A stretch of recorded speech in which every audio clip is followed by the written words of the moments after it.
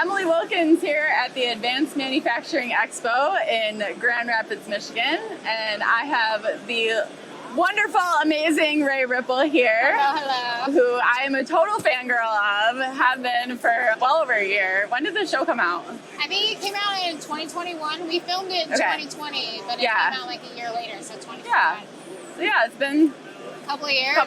It's amazing, and it's been so cool to watch you just like blow up on Instagram. Been nuts. Oh my gosh, it has its own mind. It does its own thing. It's been absolutely nuts. It's so cool. And you just published a children's book too, right? I did. Cool. Yeah, it's about a little girl named Olivia that wants to be a welder when she grows up. It's called When I Grow Up. I couldn't think of a better name. Hey, that's great. I love it. I love it.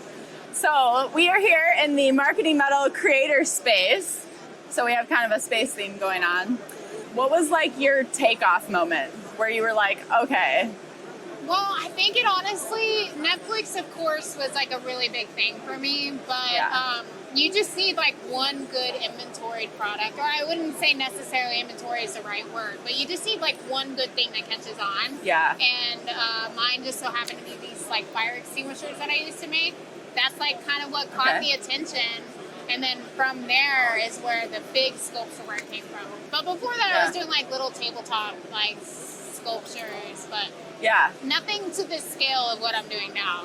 Right. Yeah, I did not start this to do that, and it just literally happened on its own. It's so amazing. Like she takes these old vehicles and like puts these amazing intricate patterns in, all freehand.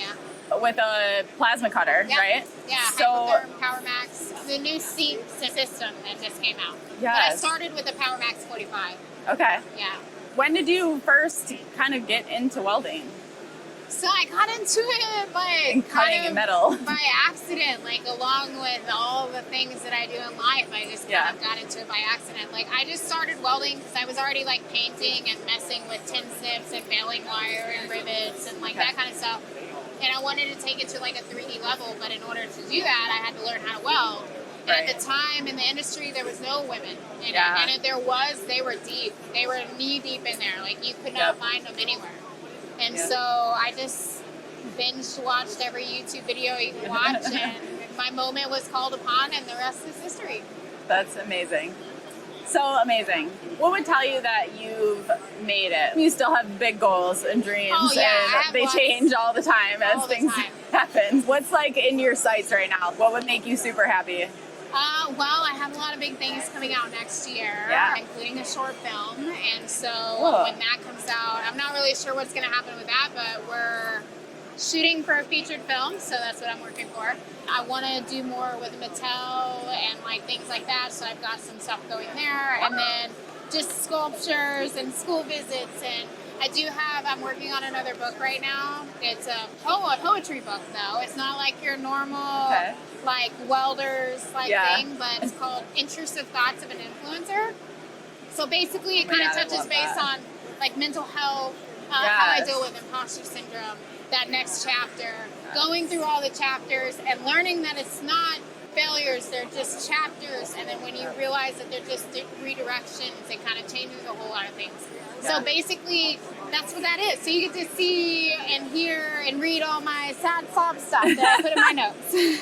I love that, and we need to do more of that. Yeah, and mental health is a really big thing that's going on right now, especially even in the industry. Like, this is such a macho man industry. We're not supposed to talk about mental health. We're not supposed to talk about imposter syndrome. We're not supposed to talk about the fact that we make a shit ton of money for 3 months and then we're broke for 6 because we're trying to find work as welders. You know, like, we don't talk about these things. And these are all things that I like to talk about. Yeah. I like to push the boundaries, and I'm going to. I'm going to continue for the next generation that's coming into the trade. Yes. You know? So.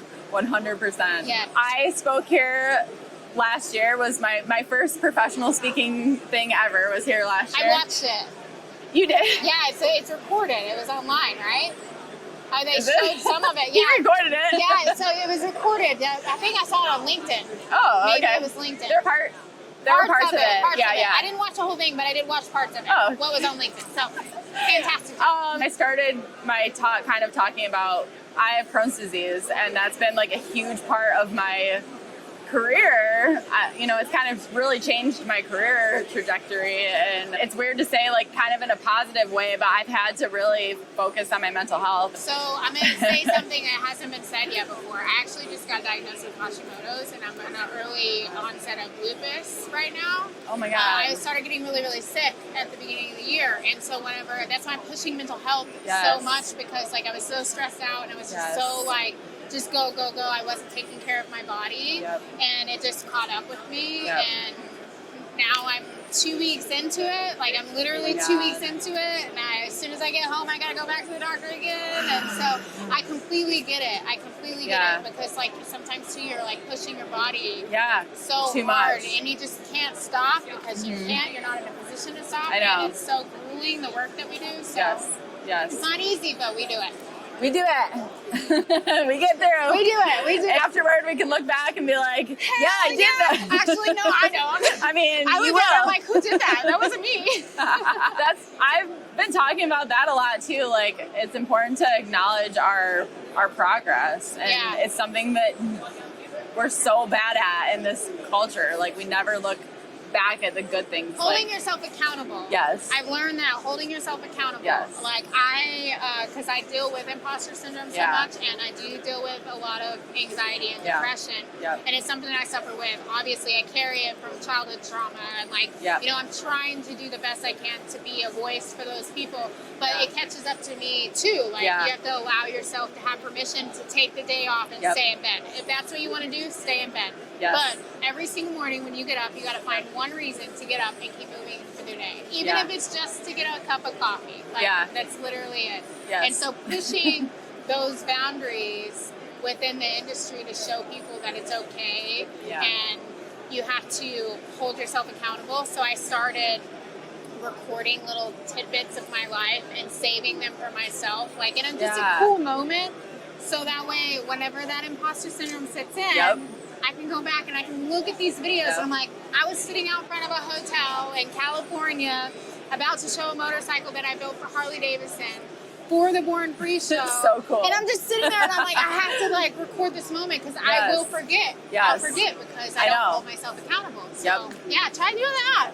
Just like for yourself. You know? For sure. Every quarter I go back through and I try to remember all of my, like, everything that I'm proud of from that quarter, and I write it down. 100%. And I have to, like, go back and review it. Keep that shit in your house, too. All of it, like, pictures, all of that kind of stuff, just so you can see it, because I forget sometimes. Like, what... We forget how badass we are. Hell yeah, we do. We need a reminder. We need to remember.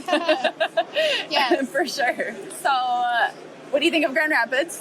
It's beautiful. Yeah. It's so green here. It's so green. Everything is dead and dirt where I live. But your stuff is so amazing. Like, your motorcycle shots are so fucking cool. I'm always like, oh my God. It's the area because there's like nothing distracting it. Yeah. So you don't get lost in the trees and then pretty grouse. All you get to see is the dirt and then me.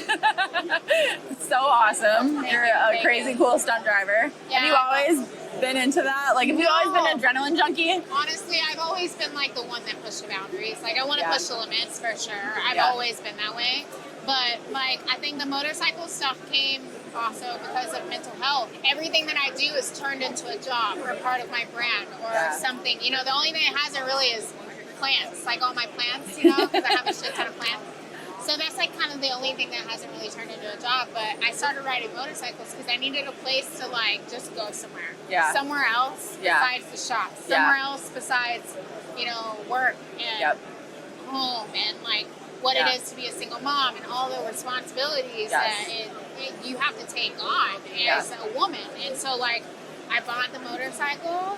I decided to just do it, and I did, and then I ride with a bunch of jackasses, so when you ride with jackasses, you gotta be a jackass. Right. And so basically what happened was the stunt stuff happened because I crashed, that nobody knows I crashed, but I crashed pretty hardcore, and I was scared to get back on my bike. And so because I crashed, I was like, you know what, I don't get on it now, and if I don't, you know, figure out how to control a motorcycle myself, I'll be scared of it forever.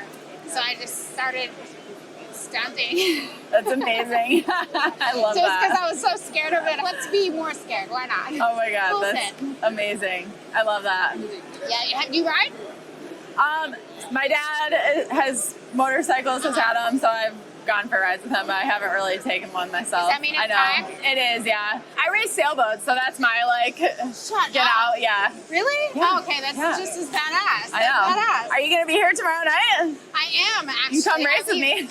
I wish. Oh, man, I'll be back, though. I'll be back. Yeah. I'll be back. Yeah. You're welcome anytime. Anytime. I will. I'm going to take you up on that, too. You will. I love sailboats. Please Yes. let me know. Absolutely. Absolutely. Yes, I have a little 15-foot sailboat. You do it And- yourself? Yeah, and I race with a group of ladies. Oh, my God. It's so fun. I love how women are taking over the industry. Yes. Great. Yes. Yes. Yes. Yeah, sailing is another one of those, like, good old boy, always all men.